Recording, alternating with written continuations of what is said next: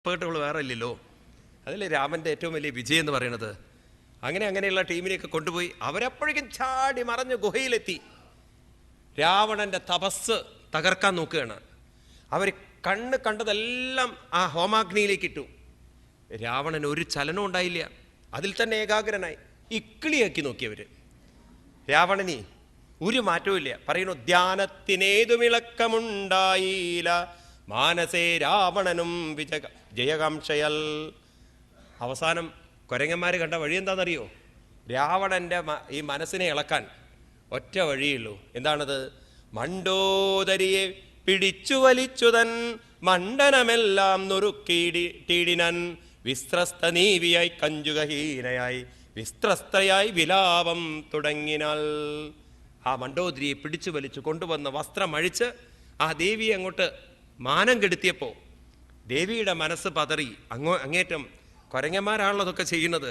ദേവി അവിടെ നിന്ന് കരഞ്ഞുകൊണ്ട് പറയാണ്, വാനരന്മാരുടെ തല്ലുകൊണ്ടിടുവൻ ഞാനെന്തു ദുഷ്കൃതം ചെയ്തതു ദൈവമേ, നാണം നിനക്കില്ലയോ രാക്ഷസേശ്വര, മാനം ഭവാനോളമില്ല മാറ്റാർക്കുമേ. നാണം കെട്ടവൻ. ആരെ വിളിക്കുന്നത്? സ്വന്തം ഹസ്ബൻഡിനെ.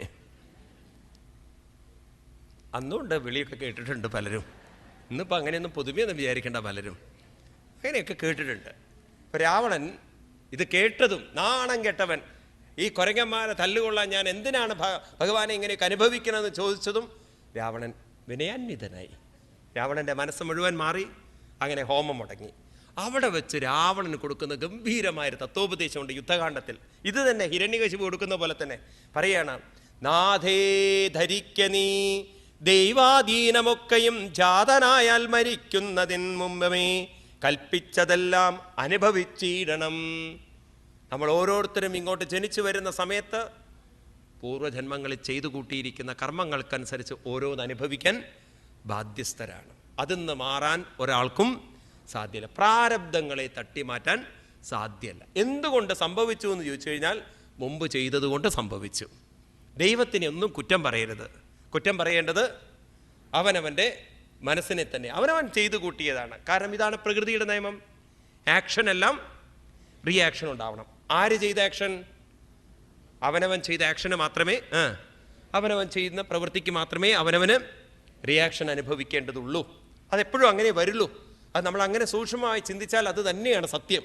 അതുകൊണ്ട് ഇപ്പോൾ അനുഭവമിത്തരം മാമകം ജ്ഞാനമാശ്രിത്യ ശോകം കളകനീ ജ്ഞാനവിനാശനം ശോകമാകുന്നതും. ഇതിനൊക്കപ്പുറം എന്താ ഉത്തരം പറയുക? ജ്ഞാനമാശ്രിത്യ, എന്നെ ആശ്രയിക്കൂ എന്നല്ല പറഞ്ഞത്. ജ്ഞാനത്തെ ആശ്രയിച്ച് ശോകം കളകനീ, നിന്റെ ദുഃഖത്തെ മാറ്റാൻ എന്താ വഴി? ജ്ഞാനത്തെ ആശ്രയിക്കണം. എന്ത് ജ്ഞാനമാണ് വേണ്ടത്? ഇപ്പോൾ നീ ദുഃഖിക്കാൻ കാരണം നിന്നെ അപമാനിപ്പിച്ചൊക്കെയാണ് കാരണമെങ്കിൽ നിന്റെ മനസ്സിനെ ഇപ്പോഴും ഉണർത്താൻ ഉയർത്താൻ ആര് കൂടെയുണ്ട്? ഉള്ളിൽ നിറഞ്ഞിരിക്കുന്ന ഭഗവാൻ. അതിലേക്കാണ് പോകുന്നത്. അതുകൊണ്ട് നശ്വരമായ ശരീരാദികളിലെ വിശ്വാസവും ദേഹമൂലം പുത്രധാരാധിബന്ധവും ദേഹിക്കു സംസാരവും അതു കാരണം. നമുക്ക് ഓരോരുത്തർക്കും പ്രശ്നങ്ങൾ ഉണ്ടാക്കുന്നത് ഈ ദേഹബോധം, ബന്ധുബോധം, ആ ബോധം, ഈ ബോധം, അങ്ങനെ ബോധമില്ലായ്മ. അപ്പം ഏത് ബോധം വേണം? ഒരു ബോധം വേണം. അതേതാണ്? ജ്ഞാനസ്വരൂപനാമാത്മാ പരൻ അത്വയൻ ആനന്ദപൂർണൻ സ്വരൂപൻ നലേഭവൻ. ഉള്ളിൽ നിറഞ്ഞിരിക്കുന്ന, ഒന്നിനോടും ഒട്ടലില്ലാത്ത, പരിപൂർണനായ, നമുക്ക് ശക്തി തരാൻ സാധിക്കുന്ന, ധൈര്യം തരാൻ സാധിക്കുന്ന ആത്മാനമിങ്ങനെ കണ്ടു തെളിഞ്ഞുടൻ ആത്മനി ശോകം കളകനീ വല്ലഭീ. ഇപ്രകാരം തൻ്റെ മനസ്സിനെ ആരിലേക്ക് ഉയർത്തണം? ഉള്ളിലുള്ള ആത്മാവിലേക്ക് തന്നെ ഉയർത്തണം. അങ്ങനെ നമ്മൾ ഉയർത്തിക്കഴിഞ്ഞാൽ നമ്മുടെ ജീവിതത്തിൻ്റെ പ്രശ്നങ്ങൾക്ക് ആർക്ക് തന്നെ പരിഹാരം കാണാം? നമുക്ക് തന്നെ പരിഹാരം. അല്ലെങ്കിൽ ഇങ്ങനെ കണക്ക് കൂട്ടി ജീവിതം നശിപ്പിക്കാം നിങ്ങൾക്ക്. ഞാനല്ലല്ലോ ഭഗവാനെ ഇങ്ങനൊന്നും ചെയ്തത്, എന്തിനാണ് എനിക്കിതൊക്കെ അനുഭവങ്ങൾ തരുന്നത്, എന്തിനിങ്ങനെ ഒരു ക്രൂരത കാണിക്കണു, ഇതൊക്കെ പറഞ്ഞ് നിങ്ങൾക്ക് സമയം കളയാം. നമ്മൾ ഓരോരുത്തരും ചെയ്തു കൂട്ടുന്നത് അത് നമുക്ക് തന്നെ തിരിച്ചു വരും. അതൊന്ന് മാറാൻ ഒരാൾക്കും സാധ്യമല്ല. ഇതാണ് പ്രകൃതിയുടെ നിയമം എന്ന് പറയുന്നത്. അപ്പം അങ്ങനെ നമ്മുടെ ജീവിതത്തെ നമുക്ക് ഈ ഒരു തിരിച്ചറിവിലൂടെ കൊണ്ടുപോയാൽ നമുക്ക് ക്രമേണ എന്തു ചെയ്യാം? മനസ്സിനെ പിടിച്ച് ഉയർത്താൻ സാധിക്കും. അതുകൊണ്ട് ഏഷ ആത്മാ വിപര്യാസോ ഹെലിംഗേലിംഗഭാവന ഏഷ പ്രിയാ പ്രിയ യോഗോ വിയോഗ കർമ്മ സംസതി. സംഭവശ്ച വിനാശശ്ച ശോകശ്ച വിവിധസ്മൃത അവിവേകശ്ച ചിന്താശ്ച വിവേകാ സ്മൃതിരേവച. അമ്മേ, അവിവേകമുള്ള മനസ്സാണ് ഇതെൻ്റേത്, ഇവരെൻ്റേത്, ഇതൊക്കെയാണ് ഞാൻ എന്ന് പറഞ്ഞ് നമ്മളെ പരിമിതപ്പെടുത്തുക. നമ്മളുണ്ടല്ലോ, മനസ്സിനെ പരിമിതപ്പെടുത്തുമ്പോൾ നമ്മൾ അവിവേകികളാണ്. വിവേകികളായിട്ടുള്ളവരോ എല്ലാം എൻ്റേതാണ്, എല്ലാവരിലും ഞാനുണ്ട്. ഏത് ഞാനുണ്ട്? ഉള്ളിൽ നിറഞ്ഞിരിക്കുന്നൊരു ഭഗവാനുണ്ട്. എല്ലാവരിലുമുണ്ട്, എല്ലാവരിലും ഞാനുണ്ട്, എല്ലാവരും എന്നിലുമുണ്ട്. ഈ ഒരു തലത്തിലേക്ക്, അതായത് എൻ്റെ കൂടെയും ഭഗവാനുണ്ട്, എല്ലാവരുടെ കൂടെയും ഭഗവാനുണ്ട്. ഇപ്രകാരം മനസ്സിനെ ഭഗവാനിലേക്ക് ഉയർത്താൻ സാധിക്കുന്നവർ വിവേകികളും, മനസ്സിനെ ഭഗവാനിലേക്ക് ഉയർത്താതെ മനസ്സിനെ കൊണ്ട് മറ്റുള്ളവരാണ് എൻ്റെ കൂടെയുള്ളവർ, മറ്റുള്ളവരാണ് എനിക്ക് പ്രിയപ്പെട്ടവർ, അവർ ഉള്ളപ്പോൾ സന്തോഷവും അവർ പോയാൽ ദുഃഖിക്കുന്നതും ആരുടെ സ്വഭാവമാണ്? അവിവേകികളുടെ സ്വഭാവമാണ്.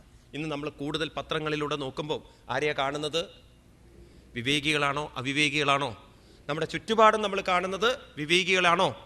അതുകൊണ്ട് ഭാഗവതം പറയുന്നു, നമ്മൾ അവിവേകികളാവരുത്, നമ്മൾ ഓരോരുത്തരും വിവേകി. ആരെക്കൊണ്ടാണ് പറയിപ്പിക്കുന്നത് നോക്കൂ നിങ്ങൾ. അവിവേകിയായിരിക്കുന്ന ഹിരണ്യകശിപുവിനെ കൊണ്ടാണ് അമ്മയ്ക്ക് വിവേകം പകർന്നു കൊടുക്കുന്നത്. അപ്പം ഞാൻ നേരത്തെ പറഞ്ഞല്ലോ, തുടക്കത്തിൽ നിങ്ങളോട് പറഞ്ഞു, ഏതൊരു വ്യക്തിയുടെ മനസ്സിലും ഭൗതിക സംസ്കാരവുമുണ്ട്, ഏതൊരു വ്യക്തിയുടെ ഉള്ളിലും ആത്മീയ സംസ്കാരമുണ്ട്. എല്ലാവരുടെ ഉള്ളിലുമുണ്ട്. നിങ്ങൾ വിചാരിക്കേണ്ട ചിലരുടെ ഉള്ളിൽ മാത്രമേ ഉള്ളൂ, എല്ലാവരുടെ ഉള്ളിലുമുണ്ട്. അതുകൊണ്ടാണ് നമുക്ക് മറ്റുള്ളവർക്ക് പറഞ്ഞു കൊടുക്കാൻ ധാരാളം ഉള്ളത്. അവനവൻ്റെ ജീവിതത്തിൽ വരുമ്പം ഇതൊക്കെ നമ്മൾ മറന്നു പോകുന്നത്. നമുക്ക് ധാരാളം ആത്മീയമായ അറിവില്ല എന്നാരേ പറഞ്ഞത്? നിങ്ങൾ ഗീതയൊന്നും പഠിക്കേണ്ട ആവശ്യമില്ല.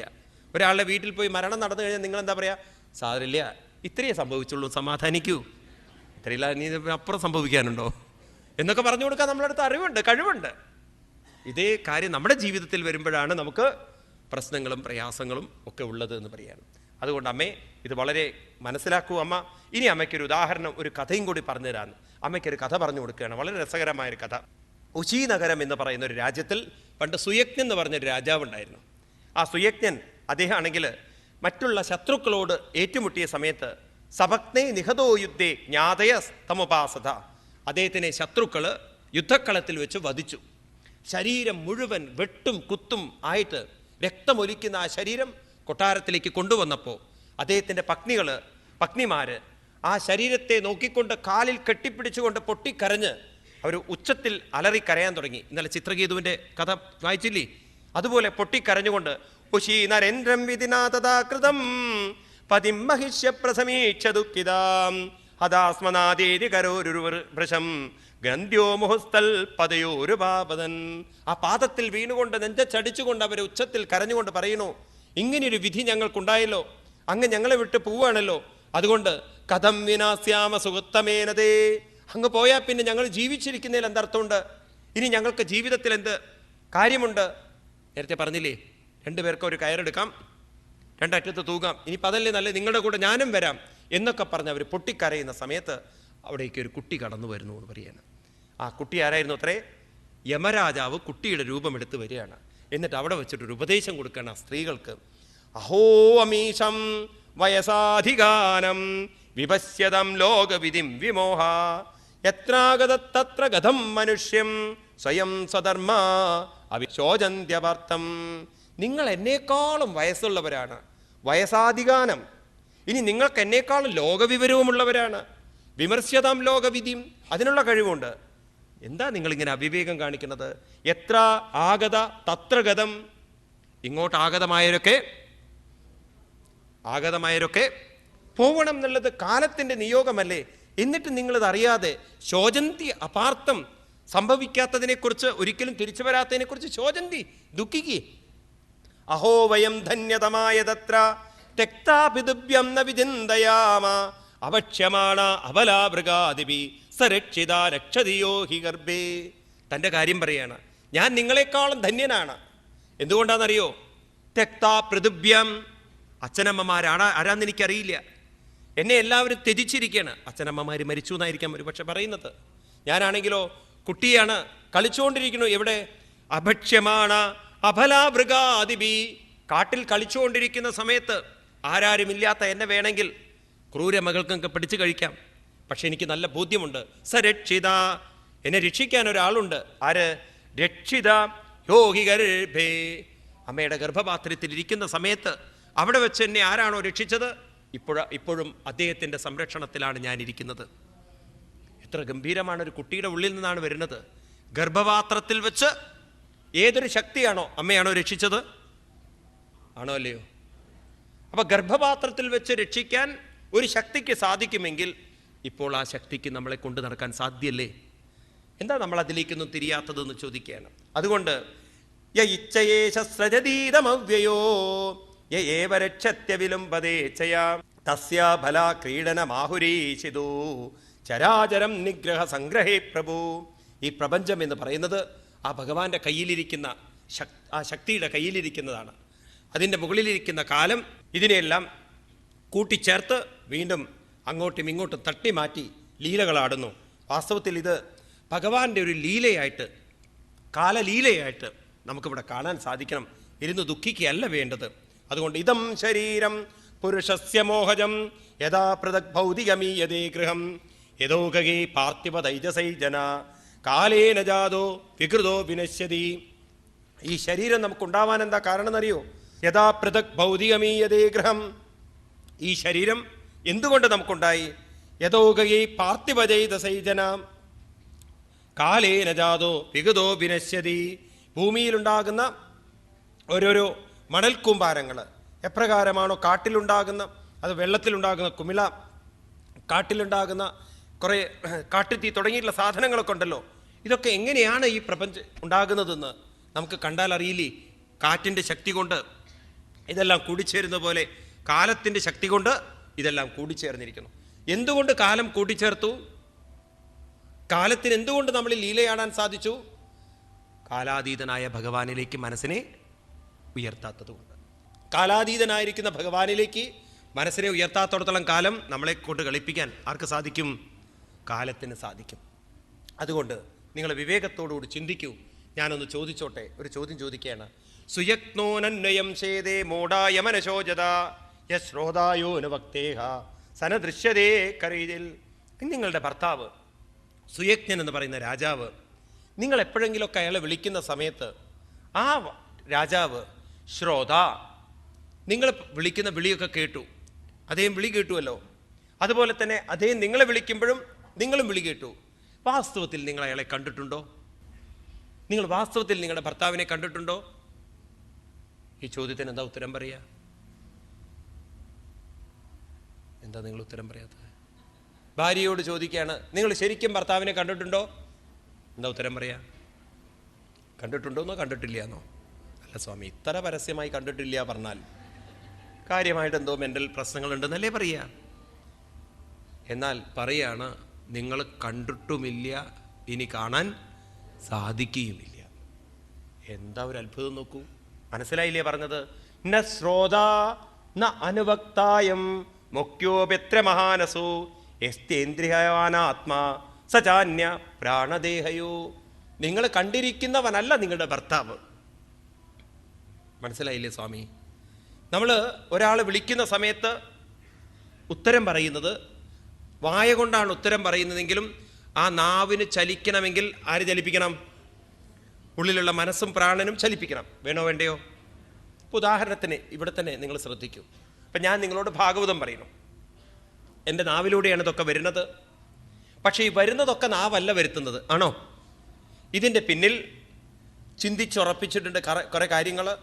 ആ ചിന്തിച്ചുറപ്പിച്ചിരിക്കുന്നൊരു സംസ്കാരം, അത് വാർത്തെടുക്കാൻ സാധിച്ചതിൻ്റെ പിന്നിലുള്ളൊരു ചൈതന്യം, പ്രാണവായുവിൻ്റെ ശക്തി കൊണ്ട് ഇതെല്ലാം പുറത്തേക്ക് വരുന്നു. അപ്പോൾ ഈ ശരീരം എന്ന് പറയുന്നത് ആ ചിന്തകളെ പ്രകടമാക്കുന്ന ഒരു ഉപകരണം മാത്രമാണ്.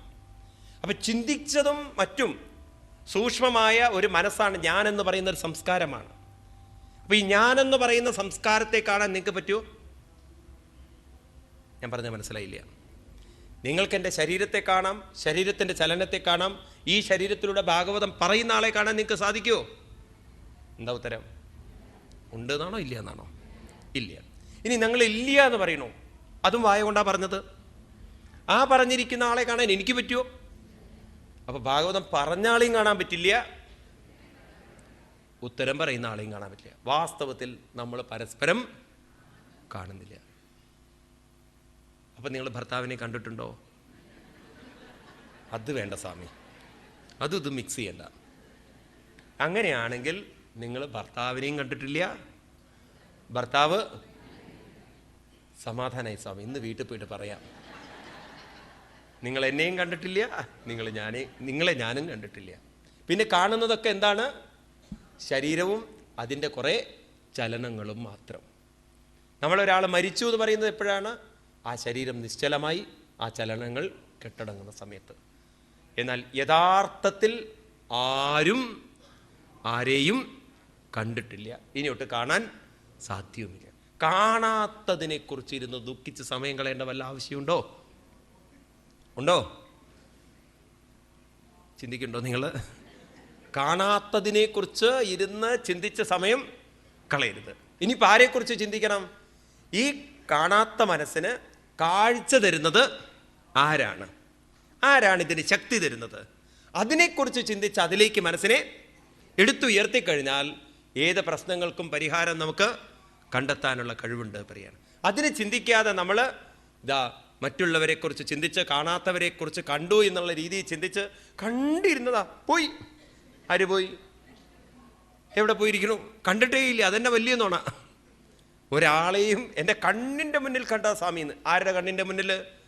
നിങ്ങൾ കണ്ടിരിക്കുന്നത് കേവലം ഒരു ശരീരത്തെയും അതിൻ്റെ ചലനത്തെയാണ്.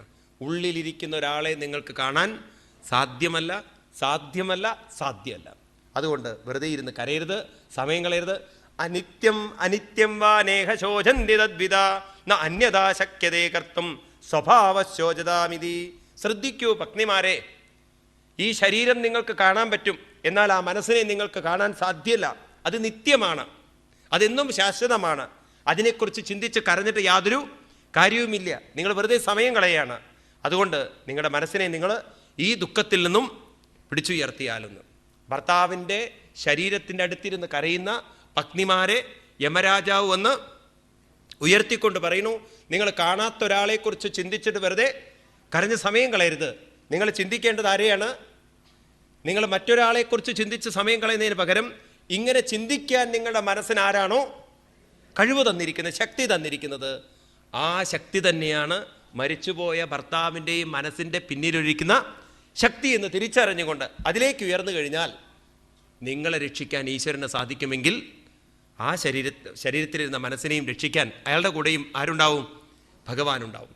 ശരീരത്തെ രക്ഷിക്കുന്നവനല്ല ഭഗവാൻ എന്ന് പറയുന്നത്, മനസ്സിനെ ഉയർത്തുന്നവനാണ് ഭഗവാൻ. അതുകൊണ്ട് നിങ്ങൾ ദുഃഖിക്കാതിരിക്കൂ എന്ന് പറഞ്ഞൊരു കഥയും പറഞ്ഞു കൊടുത്തു.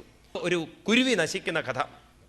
ഒരിക്കലൊരു സ്ഥലത്ത് കാട്ടിൽ കൂടാരം കെട്ടിക്കൊണ്ട് ലുബ്ധകോ വിപിനേ കശ്ചിൽ പക്ഷിനാം ഒരു കുരുവി ഉണ്ടായിരുന്നു അത്രേ. അങ്ങനെ വേടൻ വരുന്നു കാട്ടിൽ. വേടൻ വന്നിട്ട് പെൺപക്ഷിയെ അമ്പ് ചെയ്തു. ആൺപക്ഷി വന്നു നോക്കുന്ന സമയത്ത് തൻ്റെ പത്നി മരിച്ചുപോയി, ഇനി ഞാൻ എന്തിനാ ജീവിക്കുന്നത് എന്ന് പറഞ്ഞ് കഥം തു അജാത പക്ഷാംസ്താൻ മാതൃഹീനൻ വിവർമ്മിഹം മന്ദഭാഗ്യ പ്രതീക്ഷന്തേ നീടേ മാം മാതരം പ്രജാം. എൻ്റെ കുട്ടികൾക്ക് ഇനി ആരുണ്ട്?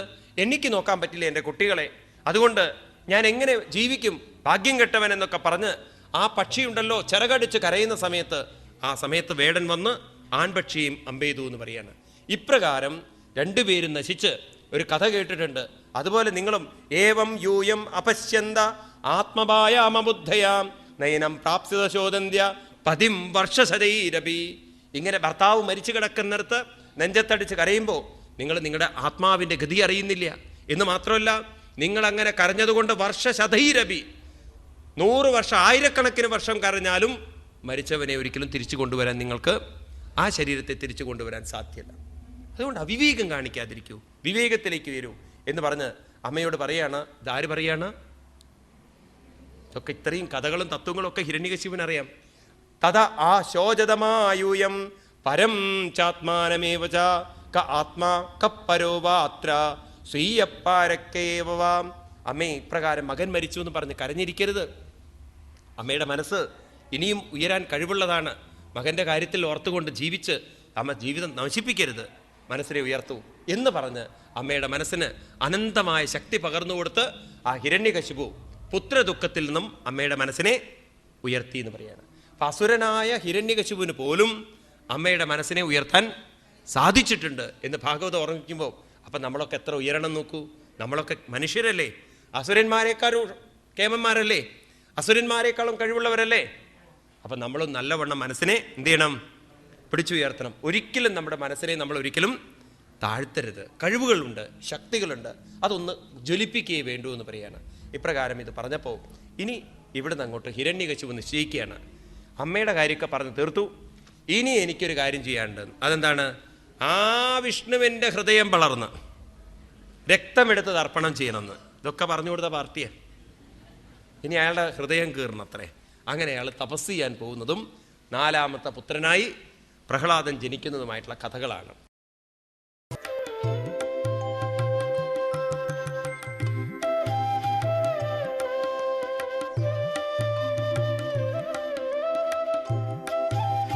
Hari Om. For details, contact